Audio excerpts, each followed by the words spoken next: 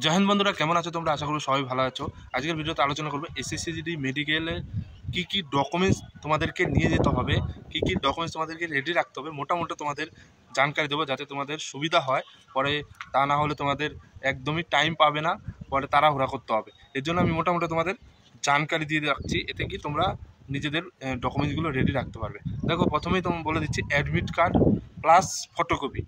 Admit card তোমাকে নিয়ে যেতে হবে প্লাস 2 কপি করে ফটোকপি। তারপরে তোমার অরিজিনাল আইডি প্রুফ, তোমার আইডি প্রুফ যেরকম আধার কার্ড হতে পারে, voter card, pan card, driving licence, এগুলো কিন্তু তোমাদের অরিজিনাল রাখতে হবে প্লাস 2 কপি করে ফটোকপি রাখতে হবে। ওকে, তারপরে তোমাকে রেডি রাখতে হবে মাধ্যমিকের মার্কশিট, উচ্চ মাধ্যমিক মার্কশিট, সার্টিফিকেট, এগুলো তোমাদের অরিজিনাল নিজের নিয়ে যেতে হবে প্লাস 2 কপি করে ফটোকপি। তোমাকে রেডি রাখতে হবে ডোমিসিয়াল সার্টিফিকেট। ডোমিসিয়াল সার্টিফিকেট যেরকম তুমি কোথায় বসবাস করছো সেটা কিন্তু এসডিওর হতে হবে, ঠিক আছে? এসডিও সাইন থাকতে হবে, ওটাকে ডোমিসিয়াল সার্টিফিকেট তোমাকে রেডি রাখতে হবে। এরপরে তোমাকে রেডি রাখতে হবে সেটা হচ্ছে এনসিসি। তুমি যদি এনসিসির CAB সার্টিফিকেট যদি তোমার কাছে থাকে, সেটা কিন্তু অরিজিনাল তোমাকে নিয়ে যেতে হবে। কারণ তুমি যদি এনসিসিতে যদি ভরে থাকো, তাহলে অরিজিনাল তোমাকে এনসিসি সার্টিফিকেটগুলো নিয়ে যেতে হবে প্লাস ফটোকপি। 4 কপি পাসপোর্ট সাইজের ফটো তোমাকে সবসময় রেডি রাখতে হবে। তোমরা মেডিকেল করতে যাবে, 4 কপি কিন্তু তোমার ফটো সেটা পাসপোর্ট সাইজের হতে হবে।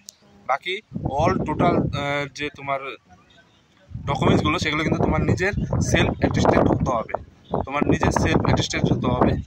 আর আরেকটা বাকি রইল, সেটা হচ্ছে তোমার কাস্ট সার্টিফিকেট।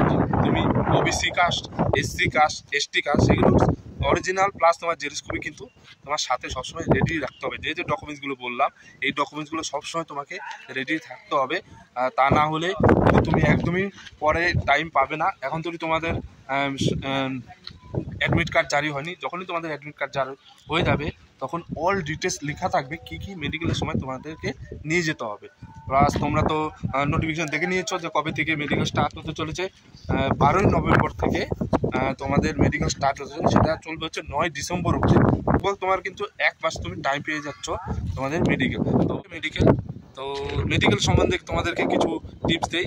যদি শরীরে কোনো প্রবলেম থাকে সেটা আগের থেকে কিন্তু তোমাকে ট্রিটমেন্ট করে তারপরে কিন্তু মেডিকেলে যাবে, কারণ পরে কিন্তু তুমি একদমই টাইম পাবে না। এখন যদি তোমাদের বডিতে মনে হচ্ছে যে এই বডিতে সমস্যা থাকে, অনেকের দাঁতের প্রবলেম, নাকের প্রবলেম, চোখের প্রবলেম, কানের প্রবলেম, অনেকের প্রাইভেট পার্টের প্রবলেম থাকে, সেগুলো কিন্তু আগের থেকে তোমাকে তৈরি রাখতে হবে। আর বডিটাকে সবসময় ফিট রাখার চেষ্টা করো। এখন ফালতু এদিক ওদিক ঘোরার দরকার নেই, বন্ধুর সাথে আড্ডা মারার দরকার নেই, ঠিক আছে? একদম সতর্কতাভাবে তোমাকে বডিটাকে সেফটিভাবে কিন্তু তোমাকে থাকতে হবে। আর বাইক সাবধানে চালাবে, গাড়ি ঘোড়াতে সাবধানে চলবে। এর জন্যই বলছি, বাই চান্স তোমার যদি হাত পা ভেঙে যায় তাহলে কিন্তু মেডিকেলের সময় তোমার প্রবলেম হবে, ঠিক আছে? নিজের বডিটাকে সব সময় ঠিকঠাকভাবে রাখার চেষ্টা করবে। আর যদি বডিতে কোনো সমস্যা থাকে, ঠিক আছে, এমন কোনো মানুষ নেই যে তার শরীরে কোনো প্রবলেম নেই, তো কিছু না কিছু সমস্যা সবারই কম বেশি থাকে। আগের থেকেই তোমাকে সেইভাবে ট্রিটমেন্ট নিতে হবে। ভালো ডক্টর দেখিয়ে তুমি বডিটাকে চেক করে নিতে পারো। এমন ডক্টর আছে যে তুমি বলো যে আমার মেডিকেল আছে সামনে, অল বডি চেক করবো, তো কিছু টাকা খরচা হবে। তো তোমার যদি মনে সন্দেহ থাকে তোমার শরীরে এই প্রবলেম ওই প্রবলেম আছে, তাহলে তুমি কিন্তু চেক করে নিতে পারো, ঠিক আছে? তো কিন্তু আমি এটাই বলবো, তোমার সামনে মেডিকেল, বডিটাকে ভালো করে রেখো, এদিক ওদিক আড্ডা না মেরে বাড়িতেই সবসময় থাকার চেষ্টা করো, রানিং করো, সকালে উঠো। তোমাদেরকে যে ডকুমেন্টসগুলো বললাম সেই ডকুমেন্টসগুলো রেডি রাখবে, কারণ মেডিকেল যখন যাবে তখন কিন্তু এই ডকুমেন্টসগুলো প্রয়োজন হবে। যখন তোমাদের অ্যাডমিট কার্ড জারি হয়ে যাবে, ওখানে অল ডিটেলস লেখা থাকবে কী তোমাদের ডকুমেন্টসগুলো নিয়ে যেতে হবে। তো আশা করবো বুঝতে পেরেছো। এরপরে যদি তোমাদের কোনো যদি সমস্যা থাকে অবশ্যই কমেন্ট বক্সে কমেন্ট করতে পারো। আমার যখনই সময় হবে আমি কমেন্টের জবাব অবশ্যই দেবো। তবে ভালো থেকো, সুস্থ থেকো, জয় হিন্দ।